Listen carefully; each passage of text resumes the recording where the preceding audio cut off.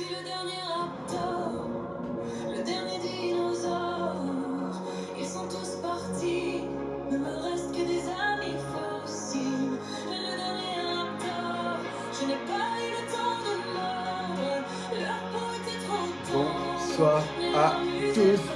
Bonsoir Nana. Bonsoir déjà Alexis, vous êtes déjà là. Je vais mettre moins fort la musique. Bonsoir Alexis. Je vais tout de suite vous faire monter. Désolé, il faut que je change aussi le cadran.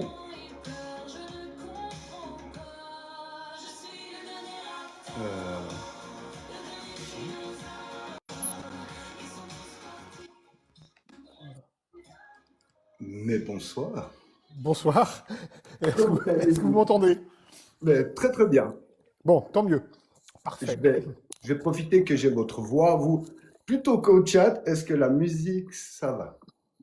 Bonsoir Knil. Je suis hyper intimidé, Alexis. Il faut pas, il n'y a pas de raison, il n'y a aucune raison que vous soyez intimidé. Je vais vous expliquer.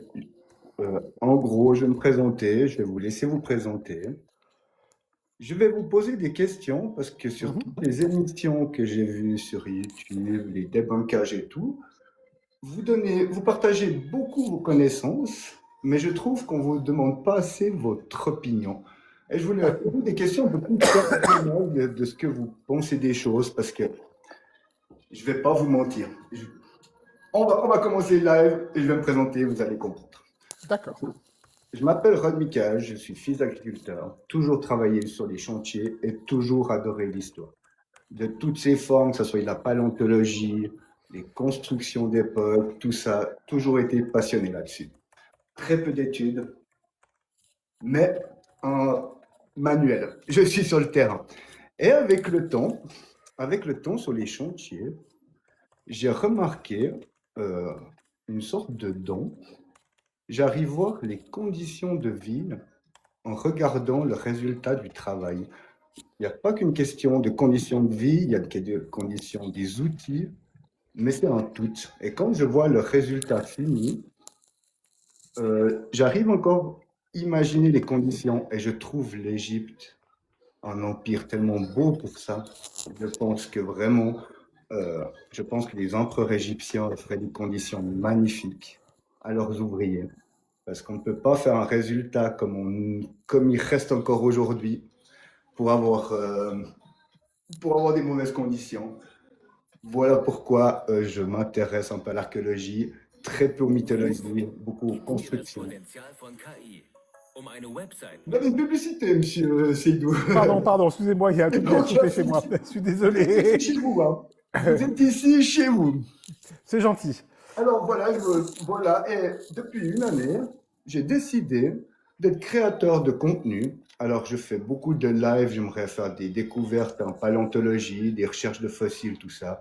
Et je m'intéresse beaucoup aux gens. Et je me suis dit, je vais lancer, j'ai envie de faire des interviews de gens. Vous êtes mon première interview. Écoutez, j'ai de la chance. Non, c'est moi qui ai vraiment... Non, il n'y a pas de raison. Et justement, j'ai quelque chose où j'ai vraiment honte, parce que quand je vous ai vu, vous étiez sur ce réseau-là, je me suis dit, mais c'est magique et tout.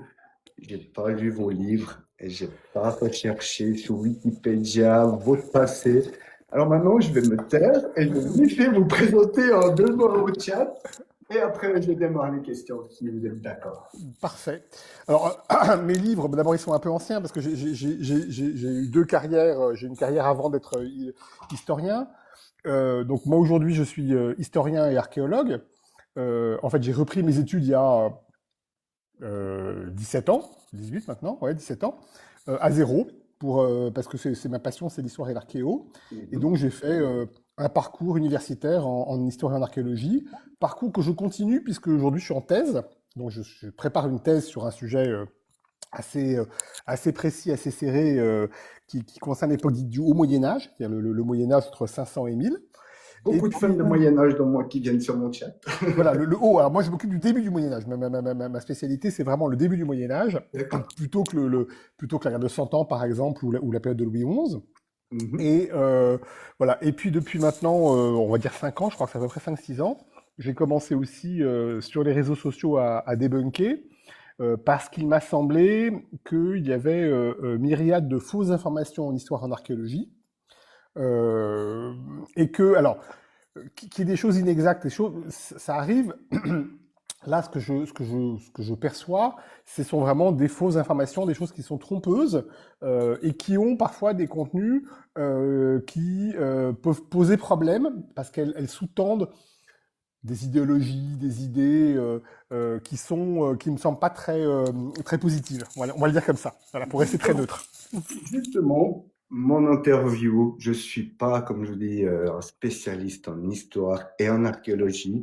Et pour pas passer pour quelqu'un de d'incompétent, justement, c'était un sujet que je voulais un peu survoler.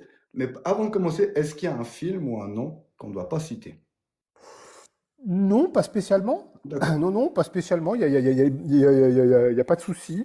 d'accord, très bien. Voilà, non, non, il y a pas, pour moi, il n'y a pas de problème majeur, hein. Un film, c'est toujours une création, donc évidemment, c'est un contenu relatif.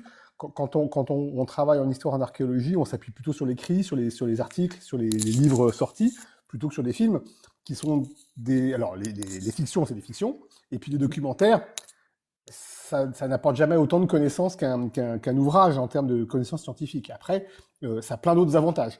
Mais en termes de connaissances scientifiques, le contenu est quand même beaucoup plus solide dans un ouvrage, dans un livre, dans une étude, que dans un documentaire. Le documentaire arrive vulgarisé quand même Oui, pour plus grand public. Parce oui, que c'est. Alors, je oui, vais... et puis. Allez-y, allez-y, pardon. Non, non, non, non, allez-y, pardon, vous êtes mon invité, c'est vous qui parlez. Non, non, non, allez-y, allez-y, je vous en prie, je vous interromps plus, c'est pas bien. Non, justement, parce que je m'excuse d'avoir pas lu votre livre, parce que j'ai un peu honte, mais je ne lis jamais de livre et je n'ai jamais lu de livre de Alors, ma vie. alors, Mais je m'intéresse au visuel, je suis comme David Chi, moi, en fait. oui, oui, J'observe oui, oui. beaucoup. Et je trouve que Alors, le documentaire peut permettre aux gens comme moi, justement, qui ont des soucis. J'ai pas un problème de lecture, j'ai un problème de mémorisation à la lecture. c'est pas. Voilà, chacun a ses qualités, ses défauts. Moi, par exemple, j'ai pas de mémoire visuelle. Je rentre dans une pièce, je discute avec quelqu'un, je ressors, on me dit, mais il est habillé comment? Je suis incapable de vous le dire. C'est En comme un revanche, archéologue. incapable. En revanche, je peux me rappeler de ce qu'il m'a dit. Voilà, donc vous voyez, on n'a pas Oui, tous oui. ces. Ouais, ouais. Alors, du coup, effectivement, j'ai plus l'habitude de travailler avec l'écrit qu'avec l'image.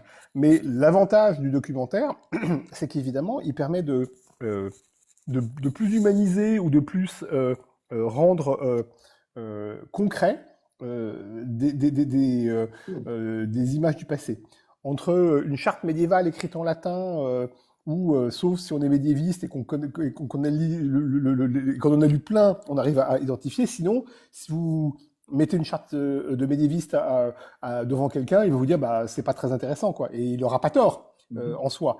C'est intéressant parce qu'on sait ce qu'il y a dedans et on sait le mettre en avant. Alors que si on met en image la même charte et qu'on explique, tiens, voilà, dans cette charte de donation, le seigneur Untel a donné au monastère Trucmuche telle chose, telle chose, telle chose, et qu'on les voit, on se rend mieux compte de ce que ça veut dire. Bien sûr. Moi, j'arrive mieux le visu. Après, il faut pas que ça soit il y a un visu comme K 2019. Moi, j'ai besoin des vraies images pour m'imprimer des choses. Bon, Pas de la ouais. synthèse en vite fait. Alors, je vais commencer un peu mes questions. Après, justement, je vais parler un petit peu de ces films. Parce que je ne vais pas vous mentir. Vous m'avez. Je sais pas. À propos du grand virage, je vais faire une petite parenthèse. Donc, quand vous avez des questions sur le grand virage, je ne vais Mhm. pas dire le mot déçu, j'essaie de trouver un synonyme, mais Oh non, mais si vous êtes déçu, vous avez le droit d'être déçu. non, Il y a non, pas, il y a pas non, de mais mal. c'est pas déçu. Moi, j'aime beaucoup Jean-Pierre Adam. Mhm. Vraiment. Mhm. Je mange ses mots, ses interviews qu'il a fait. J'ai pas lu ses ouvrages, Mhm. encore une Mhm. fois. Et il nous a, on voit dans le grand zapping, il est à la télévision déjà dans les années 70, voire Mhm. 60, quand on débunkait des choses, des Mhm. ouvrages. Et il le dit clairement qu'il ne le fait plus parce que c'est peine perdue. Et le grand virage, j'ai l'impression que c'est un tout petit peu ça. C'était une peine perdue et que vous avez pris vraiment, comme pour Femi Krasinski, vous avez pris plusieurs fois 9 heures de temps pour cette personne. Eh, mais j'étais jaloux. Mais prenez 9 heures de temps pour moi, s'il vous plaît. Merci, madame. Mais les cœurs, c'est sur l'invité aujourd'hui, hein. Et si vous avez des questions, n'hésitez pas. Et oui, j'ai trouvé que, justement, Jean-Pierre Adam nous a vraiment appris une chose. Bien C'est que sûr. parfois, c'était un peu peine perdue, tout ça. Et j'ai trouvé le grand virage, c'était il n'aurait pas dû l'appeler le grand virage, il aurait dû l'appeler passé recomposé le film, je trouve. Oui, alors, il l'a appelé le grand virage parce que pour lui, qui venait des thèses alternativistes, c'est un grand virage. C'est-à-dire que pour l'auteur du film, c'est son grand virage à lui. Alors, Jean-Pierre Adam, d'abord, c'est quelqu'un d'assez exceptionnel, hein. C'est quelqu'un qui est archéologue et architecte, hein. Il a la double formation, ce qui est assez rare. Il y en a quelques-uns, mais c'est assez rare. Et moi, je l'ai connu d'abord quand j'étais étudiant et que je faisais de l'archéologie romaine. Parce que c'est d'abord un grand spécialiste de la construction romaine. Ses livres sont absolument géniaux. Là-dessus, ils sont très très bien illustrés. Enfin bon. Et effectivement, il a pris très tôt le mode du débunkage. À l'époque, ça passait par l'écrit. À l'époque, c'était ça les choses. Hein. C'était des articles et des livres qui sortaient. Assez anciens maintenant. Par Hein. rapport à ça, Pardon? par rapport à la pseudo-archéologie, comment elle se faisait de l'argent alors avec les ouvrages? Alors, est-ce qu'elle se faisait de l'argent? C'est une bonne question. Disons que avant les années 60, en fait, il y a un livre en français qui joue un rôle très important, qui est le livre de Bergier, de Jacques Bergier, Le Matin des magiciens, Bergier et Powells, qui va révéler un tout petit peu un côté ésotérique mystérieux. Et à partir de ce moment-là, la pseudo-archéologie va plus facilement gagner de l'argent parce qu'elle va vendre des magazines, vendre des livres. Quelqu'un comme Robert Charroux, par exemple, a vendu beaucoup, beaucoup de livres. Alors, je ne dis pas qu'il était millionnaire, mais bon, voilà. Ou Van Daniken, il a effectivement... Ouais, je suis Oui. sûr. Voilà. Tout Van Daniken. Voilà, Van Daniken, il a aussi beaucoup vendu. Donc ça passait comme ça. Ce qui a beaucoup changé, c'est qu'effectivement, avec les réseaux sociaux, il y a beaucoup plus de personnes, à mon sens, qui sont présentes. En revanche, je pense qu'il y a peu d'élus. Il y a peu de gens qui gagnent vraiment bien leur vie. Parce que avant, c'est des éditeurs, donc ils touchaient droit d'auteur. Et parfois, ils allaient un peu plus loin que ça. Ils faisaient des films, ils faisaient des documentaires. Hein, Van Daniken en a fait plusieurs. Aujourd'hui, la plupart de ces pseudo-archéologues font peu de livres ou pas de livres. Donc, ils sont sur les réseaux sociaux. Ils n'ont plus d'arguments. Je veux dire, s'ils n'ont pas d'arguments, Bah, c'est un autre problème. à la Jacques Grimaud, au bout d'un moment, on a un Voilà. sur vide, il faut bien de la structure, il faut. Bien sûr. Alors ça, c'est un autre problème, effectivement. Un des problèmes aujourd'hui de la pseudo-archéologie, c'est qu'elle se répète beaucoup.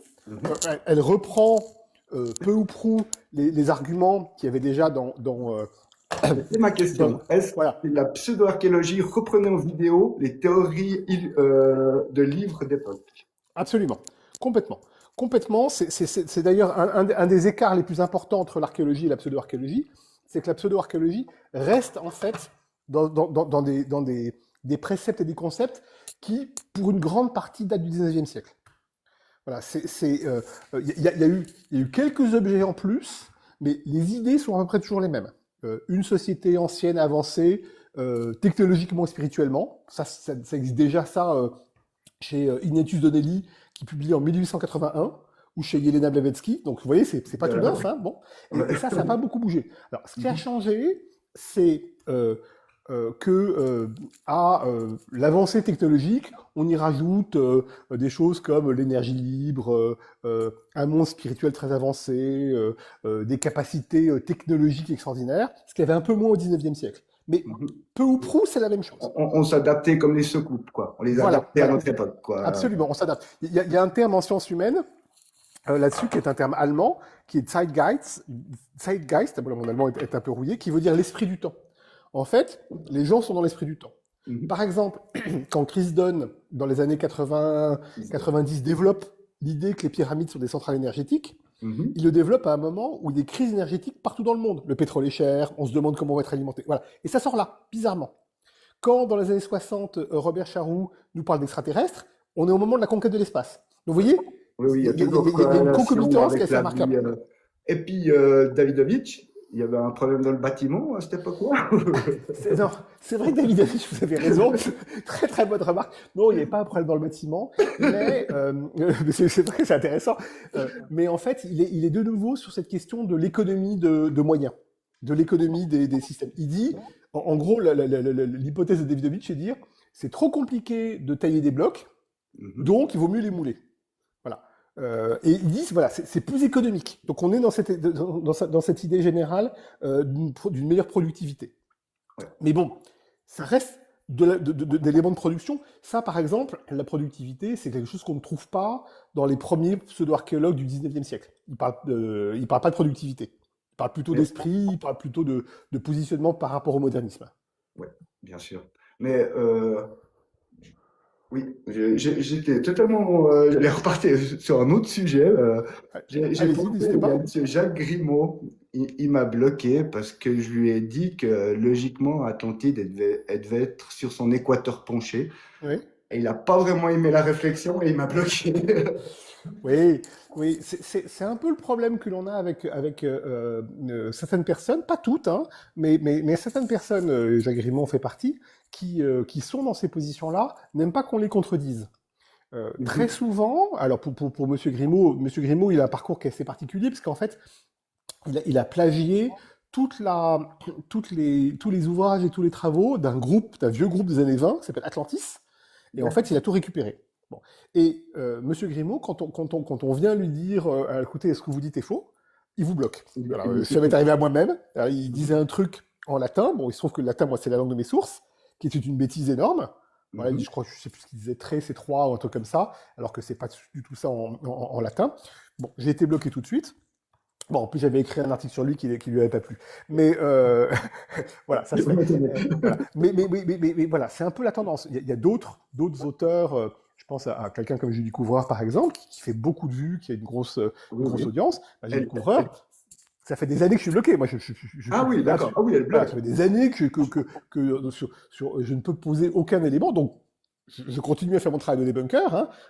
Je vais montrer les défauts qu'elle a dans la manière dont elle raisonne. Mais je peux pas lui parler directement. Voilà. Elle bloque très très vite aussi. C'est justement la question. Moi, je me suis demandé par rapport à Monsieur Van Vaniken, est-ce que il fait pas exprès? C'est normal. Il vend des livres. Il veut pas venir. Monsieur Femi Krasinski, je veux dire, il avait rien comme argument face à vous. Et je trouve que c'est un peu quand on vend un film ou un livre, le but c'est quand même, est-ce qu'on n'a pas meilleur ton justement de pas débattre? On fournit ça au peuple et on laisse agir. C'est une question que je me suis posée avec M. Krasniki, comme je me la suis posée avec collègues de Normandie, puisque les deux sont avec très peu d'arguments. Ces arguments étaient assez faciles à contrer. Je lui avais déjà montré. Vous avez tourné un truc solaire pour faire fondre du granit pour monsieur. Alors, c'est pas moi. Non, c'est pas moi. C'est la Tronchambier. Mais c'est la Tronchambier. Mais bon, on savait tout. Enfin, on avait tous regardé son expérience. Et puis moi, par exemple, moi j'avais regardé la taille des lentilles ou le mélange, la solution de ces mélanges. Donc je lui en ai parlé pendant l'interview. Je lui ai dit, mais tenez, il faut ça et ça. Ça marche pas. C'est des trucs corrosifs, quoi. Ça les étrace. Mais bon. Il n'a jamais porté du verre de sa vie pour. C'est possible. Et en plus, il a fait une expérience sur un tout petit niveau. Le problème, c'est qu'on n'est pas capable de créer des lentilles de plus, je crois que c'est 1m70 la maximum, parce qu'après, il y a un problème le truc se casse. Voilà. Ouais, donc il faut le poids, quoi. Un problème de poids et de structure du verre. Et voilà. Et donc, c'est pour ça qu'on fait ensuite ce qu'on appelle des lentilles de Fresnel. C'est des lentilles qui ont des miroirs différents. Mais je veux dire, s'ils arrivaient à faire ça à cette époque, ils seraient fiers de l'avoir dessiné sur leur mur. Mais bien sûr, vous avez l'argument parfait, c'est ça, effectivement. Moi, je suis assez étonné toujours de voir les gens qui font des théories en imaginant qu'à l'époque déjà, ils pensaient que dans le futur, on chercherait le passé.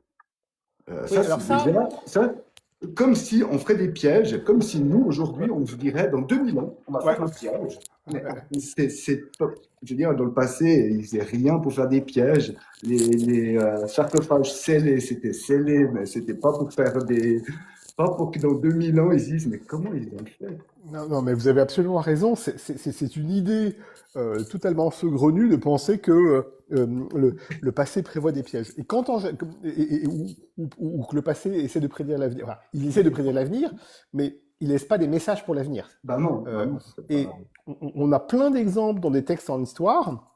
Je pense à des choses comme la stèle de la famine, par exemple, dont se sert M. Davidovich, Mhm. qui sont en fait des textes écrits à un moment donné, qui s'appuient sur le passé en disant, vous voyez, on a prévu ça. On a prévu ça dans le passé. Mais en fait, le texte il est écrit au moment où c'est paru. Voilà. Et en histoire, on sait parfaitement que ces textes-là sont ce qu'on appelle des textes de légitimation. C'est-à-dire que l'entité, la personne, le groupe essaie de se légitimer en disant, vous voyez, dans le passé, il le disait déjà. Et en fait, on sait très bien, parce qu'on a des outils pour savoir quand est-ce que ça a été écrit, qu'en fait, Mhm. non, c'est faux, c'est quelque chose qui a été écrit à l'instant même. Mhm.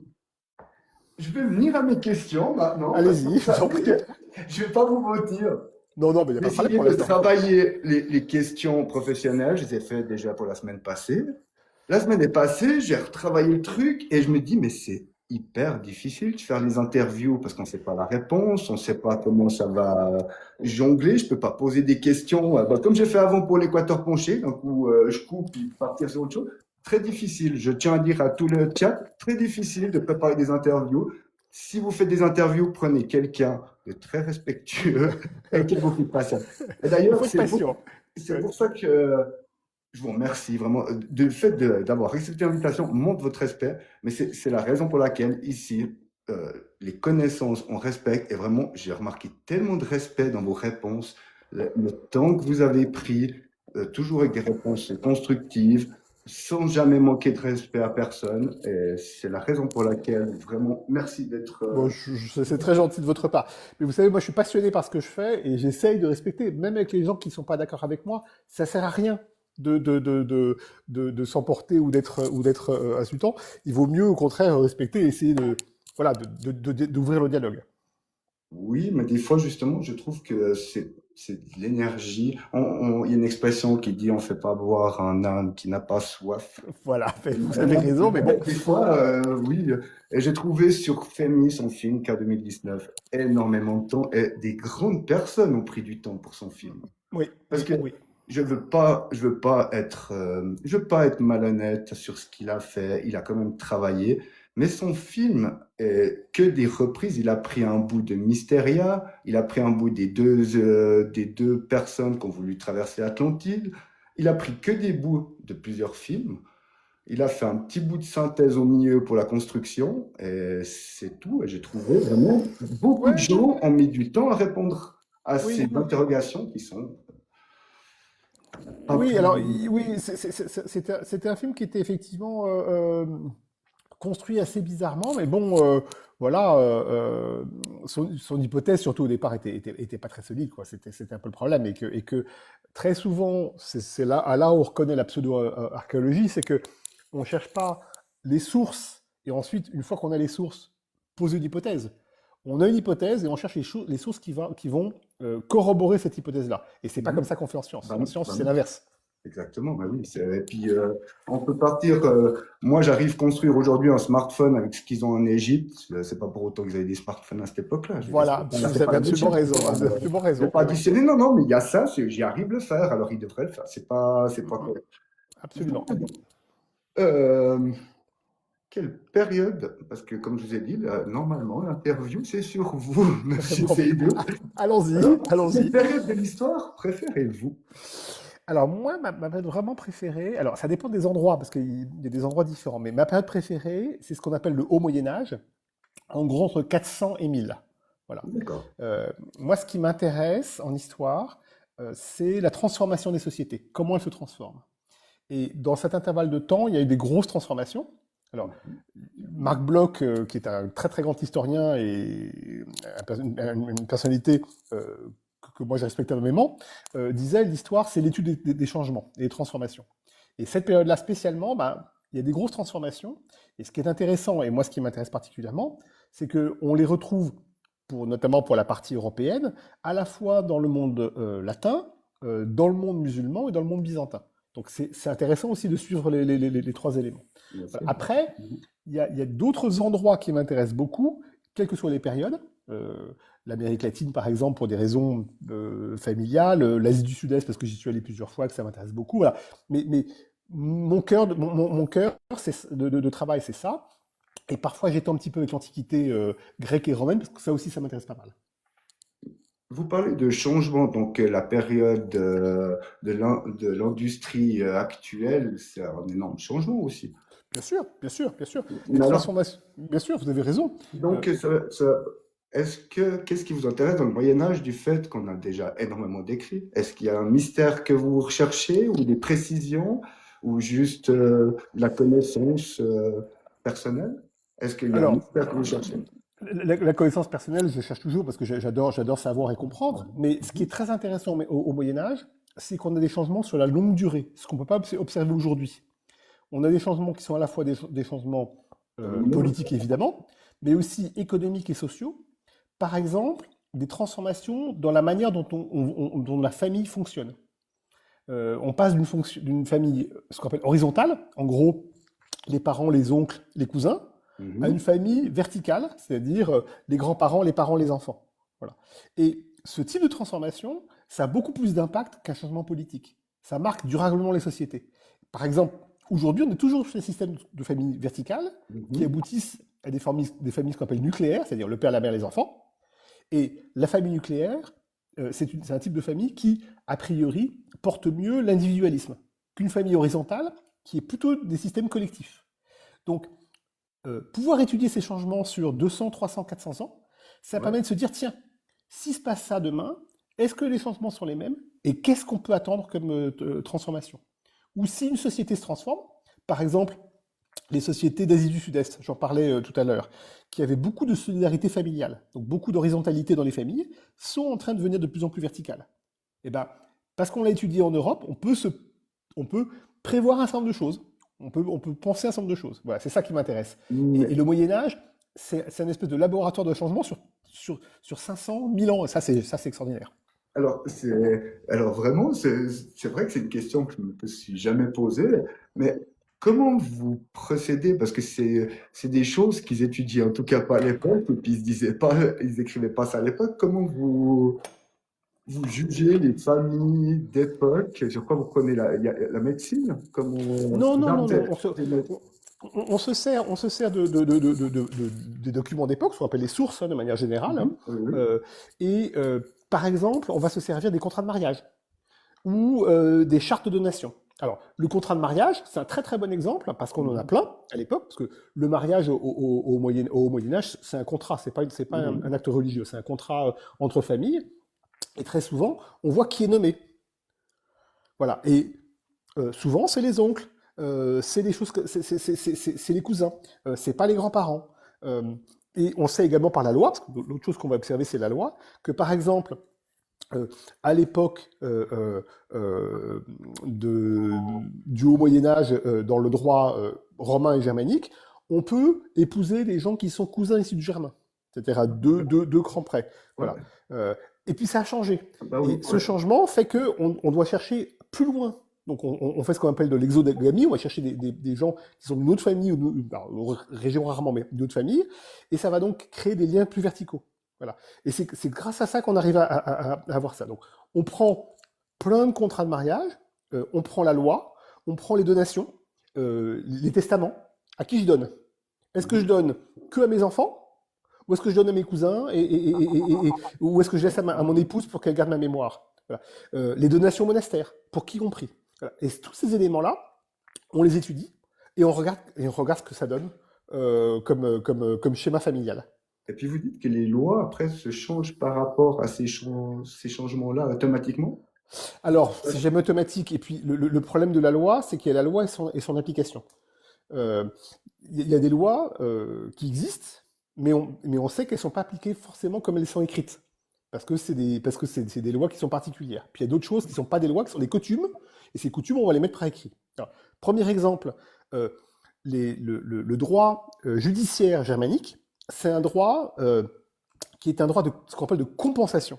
C'est-à-dire que l'objectif n'est pas de punir, il est de trouver une solution entre les deux parties en conflit pour qu'il n'y ait pas de bataille, pour qu'ils ne se battent pas. Donc en gros, on va fixer un barème, genre j'ai blessé mon voisin et je lui ai cassé le bras. Eh ben, je lui devrais telle somme, je lui devrais tant de sous. Bon. Euh, et comme ça, mon voisin, eh ben, il va pas commencer à essayer de me casser mon bras à moi. Donc on va pas rentrer dans une vengeance, un système de vengeance. Bon. Mais en fait, la somme qui est donnée, c'est indicatif. C'est aux deux familles de négocier. Mhm. Voilà. Donc c'est ça, c'est ce qu'on appelle un droit de compensation. Et c'est ce système-là de droit, il existe encore dans le monde. Il y a des endroits où il y a une loi générale, mais le final, c'est la compensation.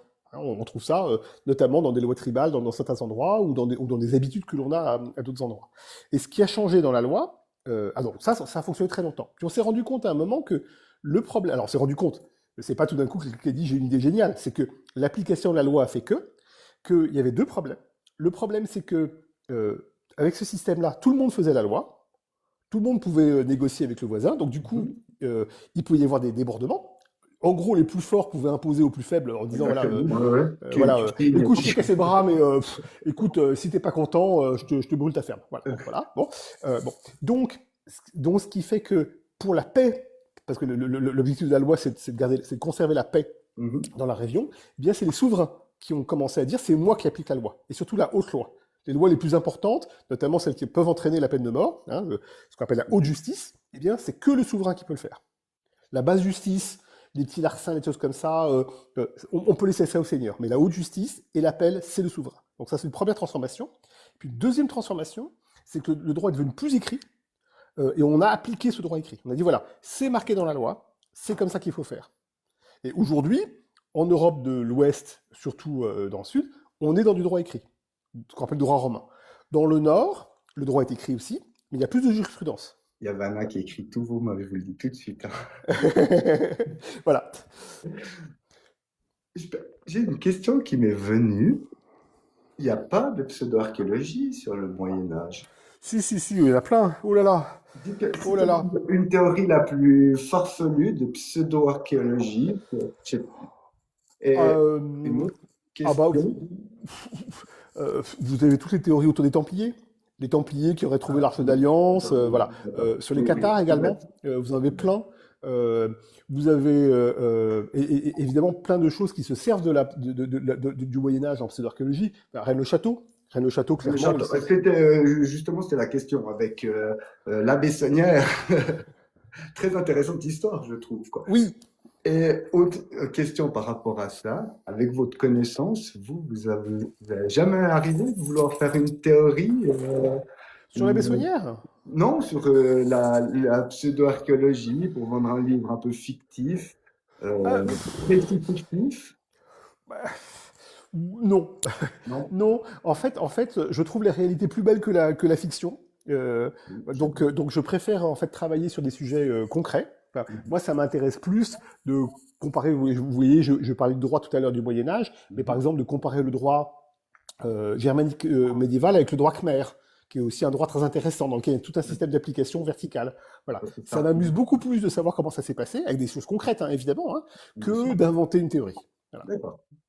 C'était peut-être, quand je vous dis ça, c'est vrai que c'est un petit peu malhonnête, mais en montrant cette fiction, mais de vous faire un peu de vente à la bonne vanité. Oui, c'est pas vraiment ce que je cherche, hein, c'est pas vraiment ce que je cherche de faire des ventes. Je cherche d'abord de faire bien mon travail d'historien, d'essayer de publier des articles. Voilà, ça vient petit à petit, les articles sont en cours de publication. Et oui, puis c'est vrai qu'après vous avez l'étiquette aussi qui est. Voilà. Oui, non, mais il y a des historiens, il y a des archéologues. Par exemple, il y a une archéologue qui est très connue, qui écrit des romans policiers.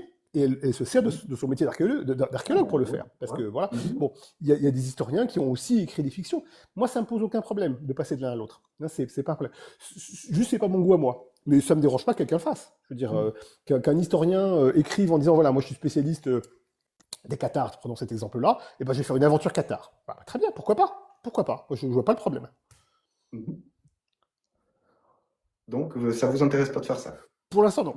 Pour l'instant, non.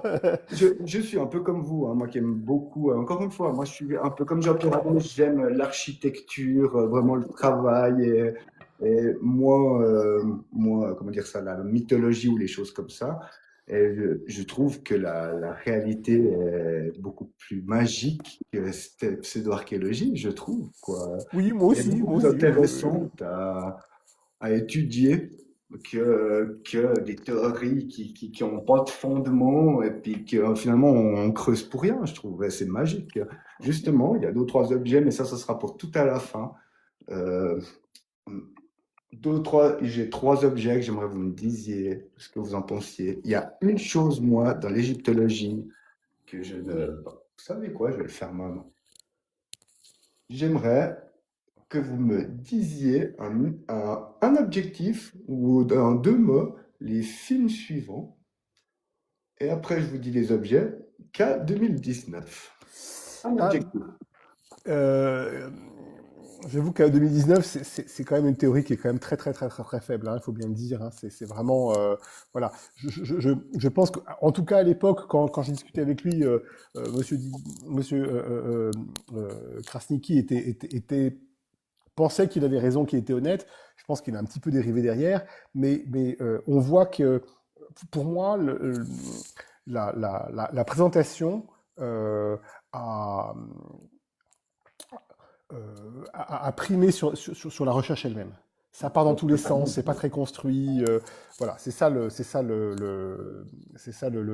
problème.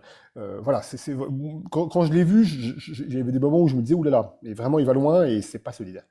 Oui, et puis ouais, on sent dans ses explications qu'il a, comment dire, il a pas de, il les a presque pas testés, qu'on voit, il n'y a pas de Ouais, fondement. J'ai du mal à trouver des mots, je suis désolé. Je travaille sous la pluie aujourd'hui. oui, Pardon. ouais, c'est pas agréable. Non, non, il a fait peu de recherches, il a surtout pas cherché de sources. Ça manque complètement de sources. Enfin, c'est assez incroyable. Moi, Euh, l'objectif que j'avais pour son film, c'était copie du succès de Révélation des pyramides. C'est tout ce qu'il voulait faire. je pense que c'est son objectif. Oui, je pense que c'est son objectif. Il voulait Oui, faire le tout à même fait. succès, alors il s'est dit, je fais n'importe quelle théorie, Voilà. je la mets en image, et puis justement, un adjectif pour la révélation des pyramides. Euh, Là, non, là c'est trompeur et malhonnête. C'est vraiment trompeur et malhonnête. Trop Euh, marionnette. c'est vraiment la chance, entre guillemets, la révolution des pyramides, c'est que le réalisateur, Patrice Pouillard, il sait manier les caméras et le montage. Donc c'est bien monté, c'est bien fait. Mais les propos sont trompeurs et malhonnêtes. Je l'ai vu la première fois assez tardivement, je crois, 2018-2019, je commençais à m'intéresser au débunkage, Ah et ouais. j'en suis tombé sur les fesses. Ouais. Tellement les trucs ne fonctionnaient pas. Enfin, quand on connaît un poil l'archéo et un poil l'égyptologie, on se rend compte que rien ne tient, quoi, rien ne tient. Alors, moi mais c'est juste incroyable tout ça. Première fois que je l'ai vu, mais moi je l'ai vu dans ses débuts, hein. C'était Ouais. plutôt vers 2014. Et puis avec le temps, justement, et puis en avançant un peu, je me dis, mais quelle honte j'avais. Et maintenant, il n'y a pas une phrase que j'arriverai pas à débunker alors que je suis ni archéologue, ni historien, ni égyptologue. Et il n'y a pas une phrase qu'on peut pas débunker. C'est vrai qu'on sent la malhonnêteté dans ce film, quoi. Ouais, ouais, ouais, ouais, je trouve que c'est vraiment, enfin, vraiment un film malhonnête, oui, tout à fait. Bam. Là, tu fais Bah, un BAM, c'est un peu, comment Patrick Pouyanné. BAM, c'est un peu comme la révolution des pyramides, c'est-à-dire que c'est aussi malhonnête.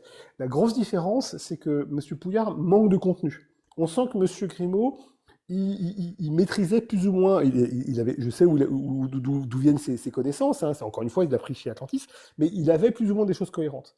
Euh, le grand problème pour moi de BAM, au-delà de la malhonnêteté du propos, c'est que y a pas de contenu. C'est en gros, on va vous montrer des trucs extraordinaires, puis pof, il n'y a pas de théorie, il n'y a rien derrière. Belles images, je trouve. Ouais. Moi, ça me fait toujours rire. Je me moque toujours de la blouse blanche. Je suis dentiste, laissez-moi opérer, quoi. L'argument. Ouais, c'est Chaque ça. fois que tu regardes ces émissions. Alors, j'ai été interrogé en cotonnier. Maintenant, il maîtrise le ballet. Est-ce que vous Ouais, maîtrisez le oui, ballet? Il a absolument, c'est 10 ça, ans. c'est ça. Absolument. Oui, sûrement, je sais pas. Dans BAM, il a fait des petits trucs. L'interview de Jean-Louis Boistel. Alors, je connais pas Monsieur Boistel, enfin, malheureusement décédé, mais ce que j'en ai vu, c'est que il a appuyé une théorie alors pour le coup, je maîtrise bien parce que ma spécialité en archéologie, c'est le bâti, et spécialement le bâti antique et médiéval. J'ai fait de l'archéo gallo-romaine, j'ai fait de l'archéo grec, etc., etc., et beaucoup d'archéo médiéval, hein, c'est un peu le truc. Et Mhm. cette théorie de la kin, j'ai tout de suite vu que c'était quelque chose qui fonctionnait pas. Et on voit qu'on est dans du savoir pseudo-ésotérique. Voilà. Et voilà. Le problème que j'ai aussi avec ces interviews qui ont été réalisées par Patrice Pouillard, j'arrive pas à me faire une opinion sur savoir si le travail de montage a été énorme, et ce qui fait qu'il a tout coupé, remis dans l'autre sens, ou pas, ou si c'est très straight. Et ça, j'ai un peu de mal parce que j'ai le sentiment, par exemple, dans Bar à Bar, que les